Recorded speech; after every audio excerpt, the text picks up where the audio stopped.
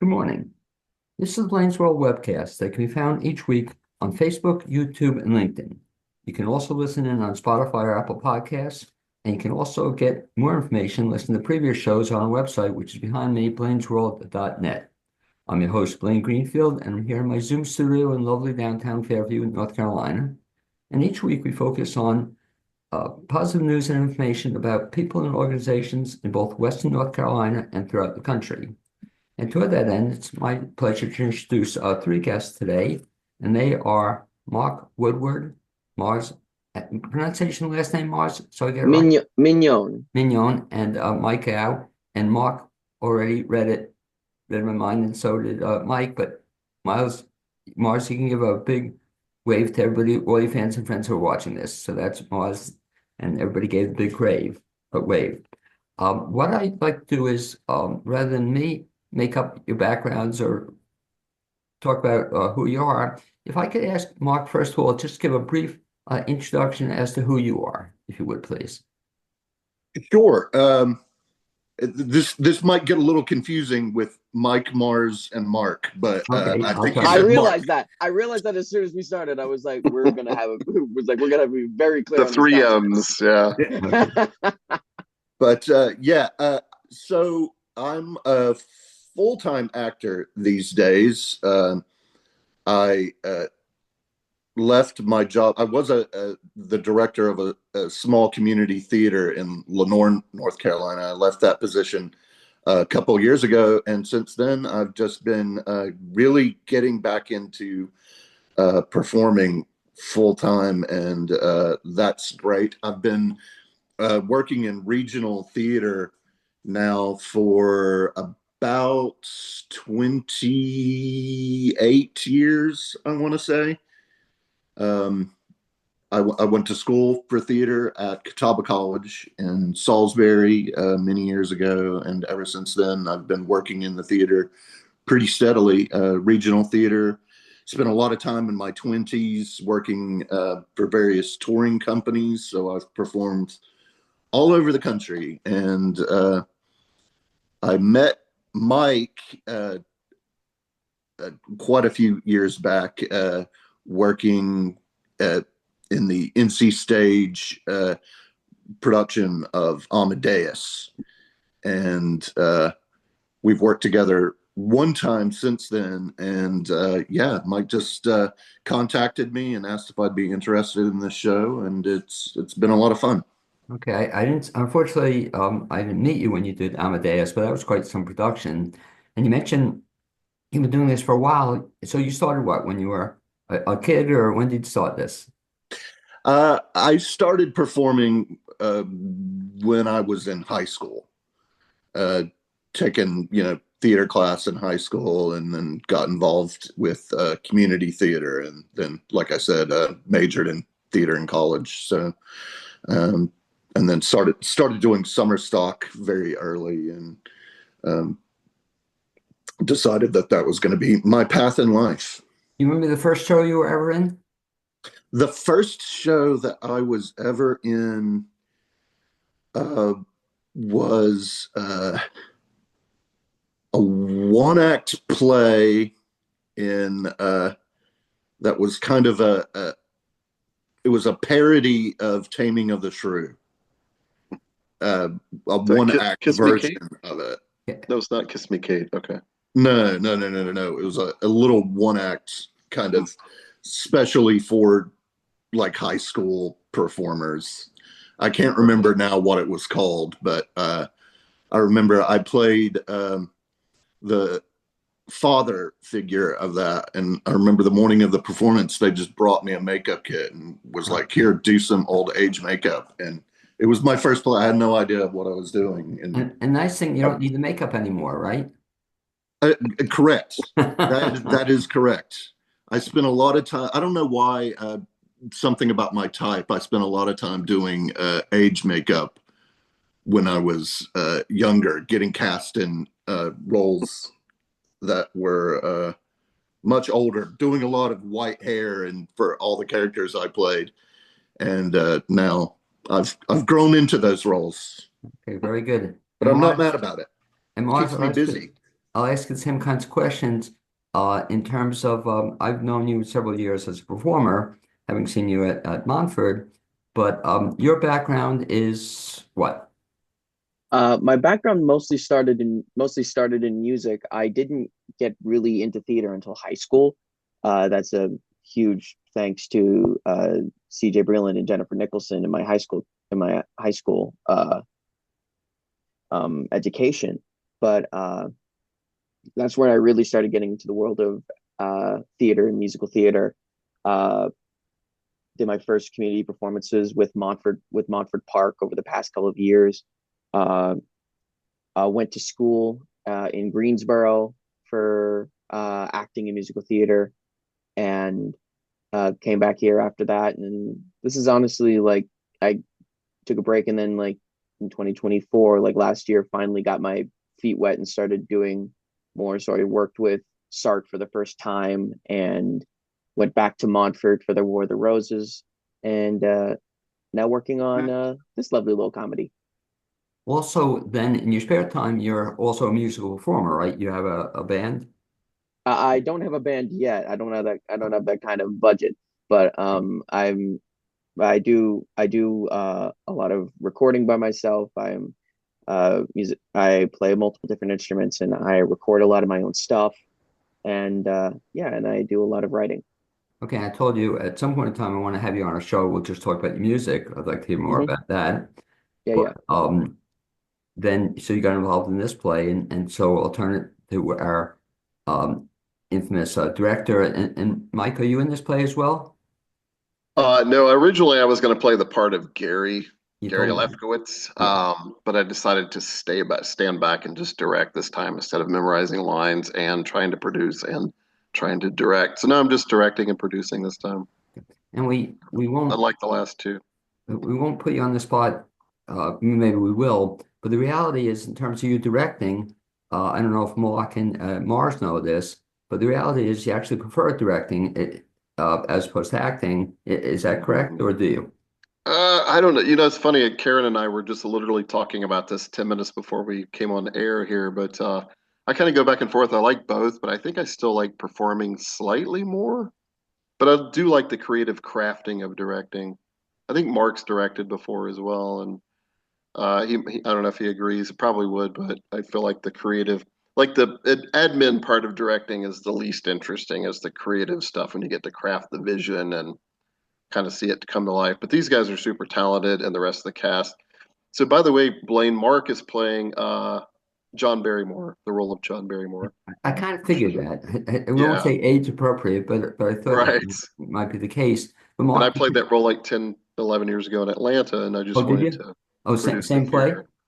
Yeah, yeah, that's kind of how I remember the show and why I wanted to produce and direct it so badly. But and Mars is playing Andrew Raleigh, so they're basically the two leads. Andrew is probably the lead, but Barrymore more as a co-lead, and then there's three other characters as well, And or Mark, four other characters. the same question, Mark, that Mike just addressed. Do you have a preference as to acting or directing?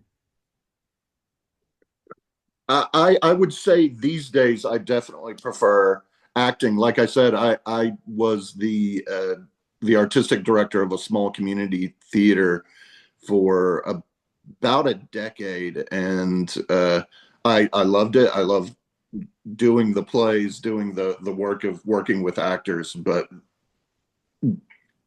it gets tiring being the guy in charge all the time, making sure that all the bills get paid and that sort of thing. So I'm enjoying uh, retirement from directing at the moment. What's interesting was, and they're the first two guys who actually kind of said that, but oftentimes I'll ask an actor, they prefer acting or directing, and they'll oftentimes tell me the directing because they don't have to memorize the lines that way, So I don't know, down the road, do you ever see yourself a couple of years from now, Mars? Do you ever see yourself wanting to direct? Maybe. I mean, I did like in high school we did a little thing called Quixotica, which is something we do every year, and it's like a series of student directed short plays. And I did do that my senior year, but again, I was also directing without a complete guidebook or anything on that sort. And that was definitely fun, but also like I don't know. I think that's a hard maybe. I think I could definitely see myself doing it. It'll just be a while. The incredible thing about what Mike does, and also Mark, it sounds like you've done this as well, but it's one thing to direct, it's one thing to act, but Mike does like everything else too. And at Black Mountain and elsewhere, you produce it, you get it off the ground. So it's a lot more than just directing or acting. You're doing a little bit of everything. Mike, would you say? Oh, Mike, for me, Yeah, yeah. I'm sorry. or for Mark. Yeah, I mean, so Black Mountain Center for the Arts is technically co-producing because they're supplying the venue. I pretty much am doing the rest of it, and but they're helping with marketing as well.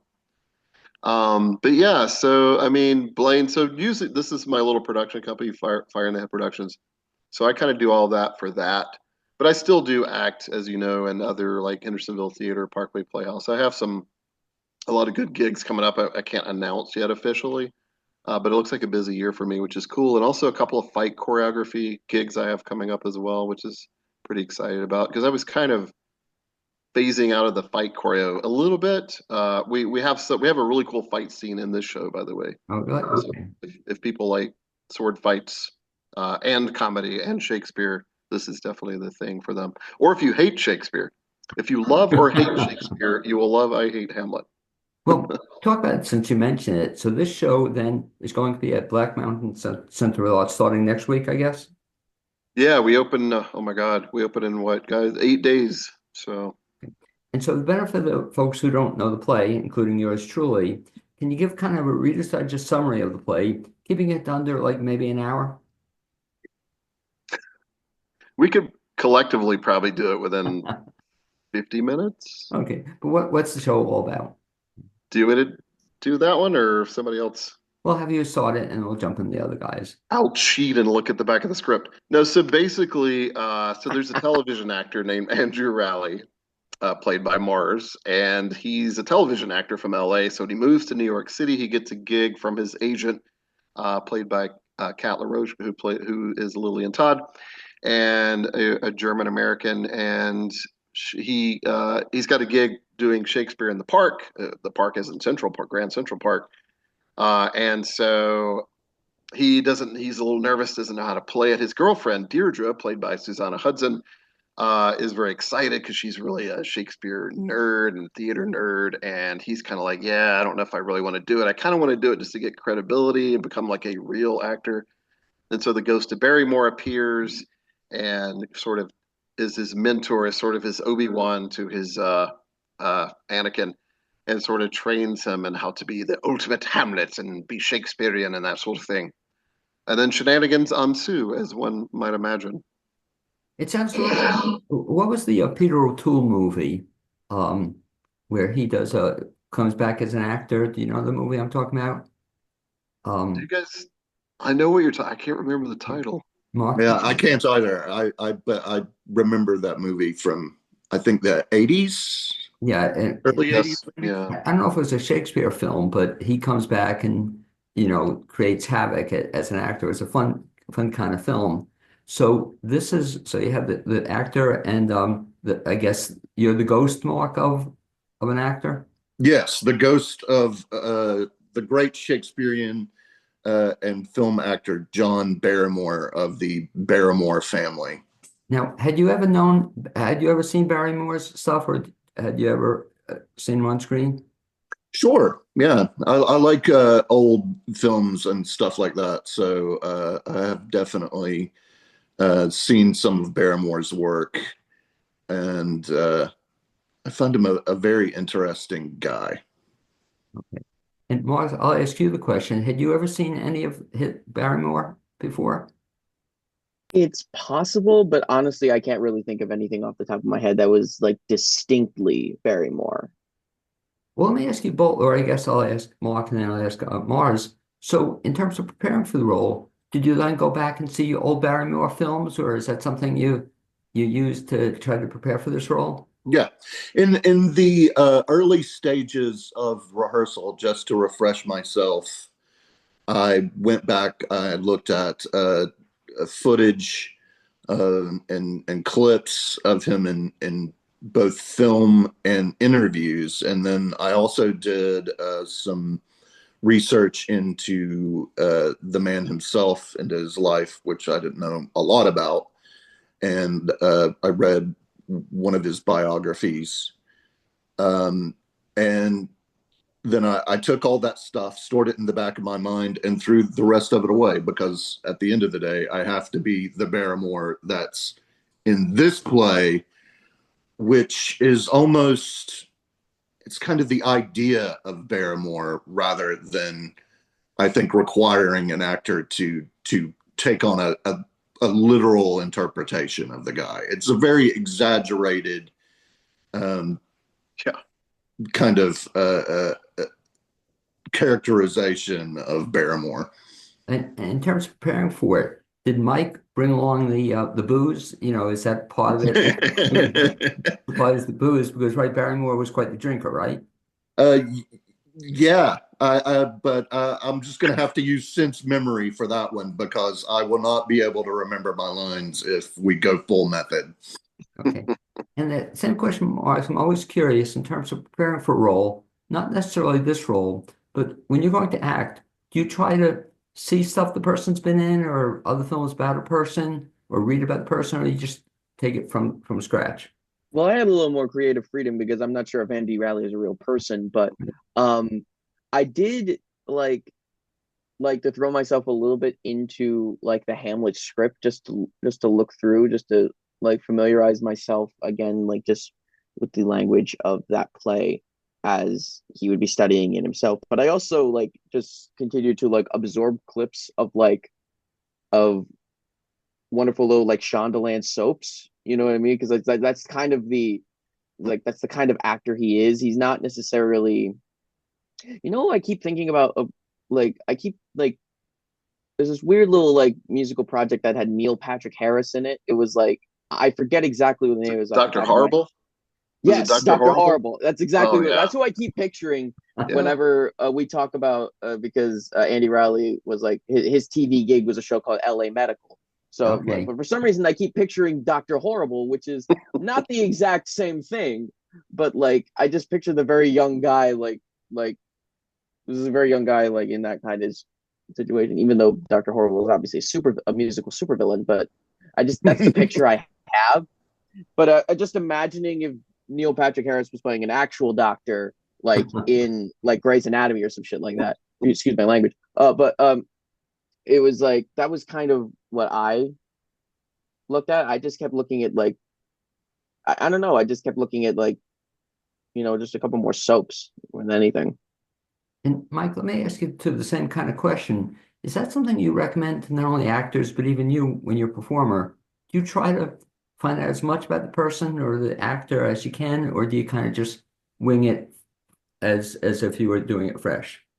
So my answer is pretty similar to what Mark gave. So I will do all this prep and I'll sort of like absorb all of this lore if I'm playing a real life person, or if I'm not really, to try to absorb as much and then kind of store that in your mind and then let that come out in the performance. But then ultimately, it's like, it's kind of your choices crafted by what the director gives you in the script. And so at the end of the day, it really just becomes Mike Yowell's version of whatever, or Mark Woodward's version of whatever, or Mars Mignon's version of whatever, ultimately. So, but yeah, I do personally, I like to kind of like do a lot of prep before winging it for auditions, in my opinion. So, Yeah, see, the reality of this play, and now I know kind of why you're not performing in it, Mike, because there's no priest role or there's no president role. For a while, Mark, I'd see Mike was rotating right between presidents and priests. It seemed like for a while, yeah, I had a couple of years where I was just presidents and priests right? for a Every other while. role, he was. When I was a little younger, it was always military guys. And Not always, but I've seen you do military guys too. I can see that too. So this play, who would you say? I'll go around the room then. Mars, who would you say this is a play? Who should see this play?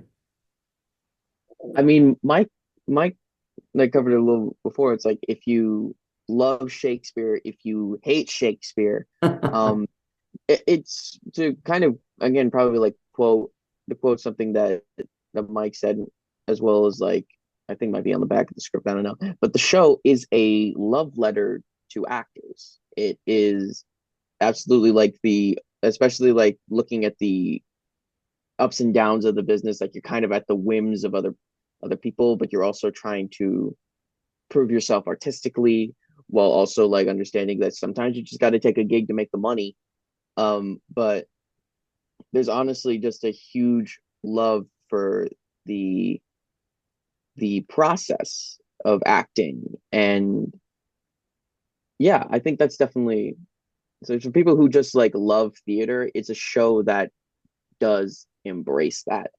So yeah. And Mark, what would you say in terms of age appropriate? What would be the age range of people who might like this? Well, I definitely think the show is definitely probably more for adults. It's probably not really a thing that very young kids are going to get into, but there are some kids that I know that would probably love it if especially if they're theater kids, they would probably dig it. But there's maybe some mature themes in here, but it's it's not too adult. If you're afraid, it's fairly clean in terms of language and that sort of thing. So if you're offended by that, I don't think you're going to be too uh, bothered by the script. I Yeah, think I'd say it's what between PG and PG-13. yeah, PG 7.5. yeah. But I think it has a pretty wide appeal in terms of its demographic. It is a bit inside baseball, so theater people are gonna love it. But Yeah. anybody can come in and just appreciate how witty and funny the script is and how endearing I think all of the characters are. And you were talking about, for kids. And Mars, I don't know if you ever acted in them, but Montfort especially had, what is it, Montfort Muppets? Is that what they called it, It's the Mark? Moffat Moppets, yeah. Were you in that group? No, I was never actually a part of the Moppets ever. But to their credit, Mark, what they do, they have a group, the kids, they do Shakespeare really young, which I was really impressed with, and so they do. Have you ever seen it, Mark, at Montfort? I have friends that work up there. I recently went up and saw their production of Peter Pan. They did Right. this last year and thought it was just a lot of fun. And back to Mike, in terms of producing this play or directing this play, let me ask you two questions. First of all, how many people came out? How many people were in the audition? Okay, so funny thing about that. So my little production company, we usually hand cast people without auditions. However, there was going to be an audition, and then just weird things happen, and then it just never happened. So it ended up being the cast that I have, which is mostly people, well, everybody that I wanted. Now there were a couple of actors before that were supposed to be in other roles, and but like we were talking last night at rehearsal, things happen for a reason, and we ended up with like the like an amazing. I don't want to say perfect because nobody's perfect, but in my mind, perfect cast. Well, in a sense, Oh, yeah. that makes it a lot easier for you as a director too, though, rather than have to go through the audition process. Yeah. You kind of pick the people you want, and Yeah, so sometimes it's a good problem to have when you have an audition and six people knock it out of the park for the same role. It's like a good problem to have. But on the other hand, you're like, oh my God, I've got to weed it down out of like six amazing people or 24 amazing people, whatever comes out. But I think hand casting, I think it's done more than people think instead of open auditions. and how long have these folks? The cast is the two of these, and how many others in the cast? There's a total cast of six. Okay, So we have Mars, Mark. We also have Kat LaRoche, which I think I mentioned. We have Pasquale, oh, Pasquale Lacourt, of course. I worked with him several times. We have Brandy Andrade. okay, Sorry, sure. Brandy, because I can never remember how to pronounce her last name. I think it's Andrade, but Brandy, she's awesome. And then what was her? And then we have Susanna Hudson, who is Deirdre, who is the girlfriend of Andrew Morris's character. And talk about how long then you've been working with these folks. We're on the play starting next week. How long has the process been? We started rehearsals slightly earlier than I normally like. I normally like to pack everything into like 4 weeks and not drag everybody out. But we started like a week early because we only had like 2 to 3 rehearsals per week instead of like four, which is kind of like the normal, well, quote, normal schedule. So we really started back in, I don't know, what, 5 weeks ago, 4.5 weeks ago. Okay. So And why I encourage folks to see this play or anything at Black Mountain is that so you've been working hard, but it's only going to be what, a 2 week run? Is that it? yeah, 6 performances, Okay. Friday, Saturdays. So yeah, Friday, Saturday nights, Sunday matinees. And talk a little bit too, if you would, that everybody always talks Mars and Mark, and let me just get rid of that. Like I can't even find my phone, so you'll have to excuse it. But the reality is that so you work all this time, and there are only 6 shows at the going to be in the run, and the shows are at a theater, not a real big theater. So, everybody always talks about the fact that you should get tickets early. But this theater, you really should if you want to see the show, right? There are how many seats in the theater? Do you know how many seats there are in the theater? I do. I Uh, thought you I, were asking Mark Morris though. I'm sorry, whoever wants to grab it. So it's a small theater, right? Yeah, I think they sell 72 is the maximum seats. And it's a nice thing wherever you get a seat, it's going to be a good location. You can see it's a very good theater. But tickets go fairly quickly. If folks want to get tickets, what's the best bet? Like, So go to the Black Mountain Center for the Arts website. I think it's blackmountainarts.org. Yeah, so go through them. Very easy to get it through. They use Eventbrite, I think is their management software. And yeah, so tickets are selling pretty well because, as Blaine probably knows, this theater town is very last minute. So some audiences often will not come out until after opening weekend, which in many cases is probably wise. But not to brag on my cast here, I think we're going to be ready to go opening night. We're they just need an audience. They were doing some killer stuff last night, but yeah, get tickets to that. Like opening night is already like half sold out, and a couple other performances are about half. So yeah, so everybody out there, there are tickets definitely available, but yeah, I wouldn't wait too long. I'm just curious on this show, where do you have your rehearsals? Do you have it at the center? Yeah, most have been there. A couple have been at Susanna's house, which has been really nice. What else did we do, guys? Did we do 35 below? Because I asked one of the problems with Black Mountain Center is if doing rehearsal, they have other stuff going on. So I've seen rehearsals where you have dancers, right? You hear the dancers at the same time, which can be a little disconcerting, I would imagine. So it hasn't happened yet, but I guess I need to tell my cast this. But Thursday night is a dance class. Wait, I might have mentioned it. And it goes till 8 a.m. or 8, well, not 8 a.m., but 8 I was p.m. I was around when I was around because I remember you Oh, right, talking. I remember you right. talking about this. It's like they're going to be Yeah. dancing till 8 p.m. and I specifically went, is it clogging? Because if it's clogging, we're screwed. Yeah, Well, it's But we not should. clogging, but I it's don't still know. even though fairly it's not loud. even though What it's not a second did you? clog, well, Hugland marks, you definitely will hear them, so it's funny trying to I've seen rehearsals and it's kind of tough. Let me ask you two guys then, in terms of after the show completes its run, do you have anything else, I guess, Mark, that you can share that you're working on or that we can look forward to seeing you on in the future?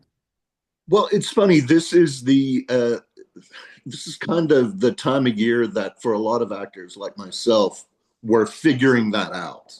This is Yeah, I a was about kind to of say. audition season Right. where a lot of companies are putting together their next season. Um, I'm very fortunate to work frequently with a theater company uh, in Charlotte that does a lot of they send a lot of work my way that's very we put it together very quickly. It's stuff like, oh, we're taking Cat in the Hat uh, to a bunch of libraries next week. You want to come be a puppet in this play, and uh, so I'm sure I'll have some of that sort of thing coming down the pike. But in terms of plays, we'll see. I hope to have a busy summer. I work frequently with a company in Banner Elk called Ensemble Stage, and I've been there, been in at least one show there every summer for the past 15 years, and I hope to be there again this summer. Last summer, I was in all 4 summer productions up there, which was quite the experience. When you're doing that, though, you're probably doing a lot of traveling, though, or do you stay up there or do you go back and forth? They have company housing, and so even though I could commute and often do, it's great. They always have a place for me to stay. Um, they bring in a lot of actors from out of town, so they always just have housing anyway. So that's great. But whenever I'm working somewhere where it's too far for me to commute, I have a little camper that I'll take and hook up somewhere close to the theater. Of course, Barrymore has a trailer, right? And yeah, and that way I can take my dog with me because most actor housings don't allow pets. So and I go nuts if I go too long without my bud. Aw. A final question, other than the fact that I've seen you in Amadeus, I guess. Do you have any other dream roles? Do you have a dream role that you'd like to be in the future that you haven't been in yet? Oh gosh, I'm at a point in my life where I've aged out of a lot of those dream roles. Like, I would have loved to have played Hamlet at some point in my life. I did the play twice. The first time was I played Laertes, and the last time a few years back I played Claudius. So Hamlet's never come happen. But so now I gotta dream up what the next dream roles are. Got it. And Morris, the same question. Can you share any upcoming plans that you know of or are public yet? I don't know if I'm allowed to like talk about them yet, but again, it's like what Mark says, like it's a lot of figuring out what that schedule is going to look like. I know there's a few things on the docket for me, but it's figuring that out, and I don't know if they're public yet. So, but yeah, I know I feel like I'm gonna have a fun summer for sure. Um, yeah, And again, the same question I asked Mark. If you were to choose a dream role or something you've always wanted to play, what would that be?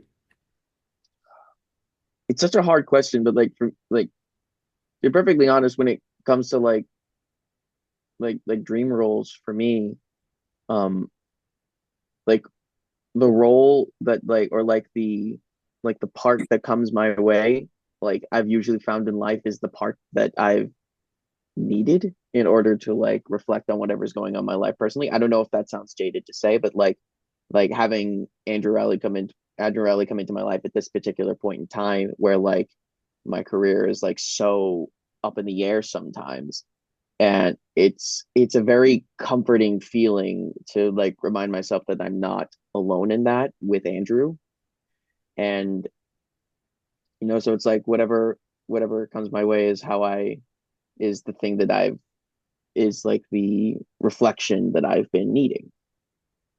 And we should remember this discussion, Morris, say in 20 years from now, if I'm around, you're around, but we'll then have you maybe play Barrymore, at that point in time. You can, maybe 30 years, whatever, but you'll look back at this and say, I remember when. And Exactly. Mike, repeating the question, they can share of anything on the books that's available for the world to know yet?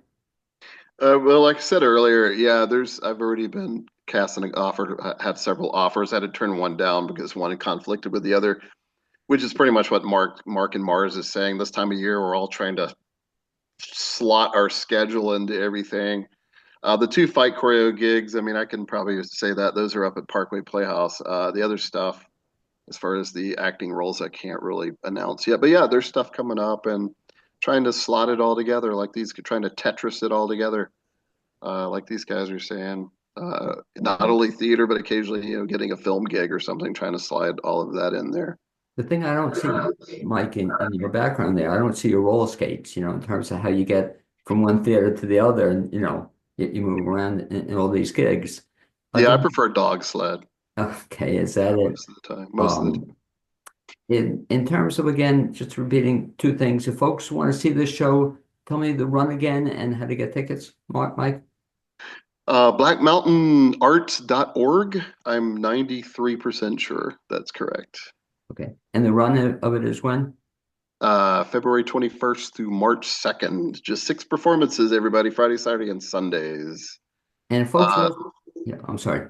Oh, sorry, Blaine. I was just sorry. I was those Friday and Saturday nights are 7 a.m. curtain, 7 go p.m. time, 7 p.m. and then matinees. Right. Yeah, 7 p.m. and then matinees are 2 p.m. If it was 7 a.m., I was gonna lose my mind.